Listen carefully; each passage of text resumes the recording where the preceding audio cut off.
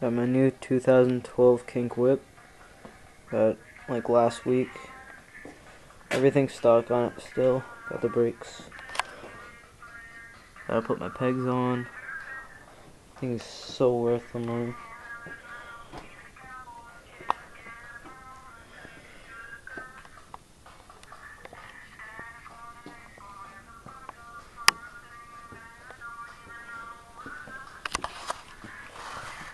Like I said, everything's stock on it.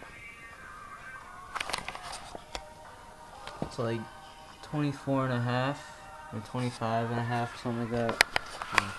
It's decent. Everything's sealed on it, which I love, in red and gold, as you can see. Hope you like.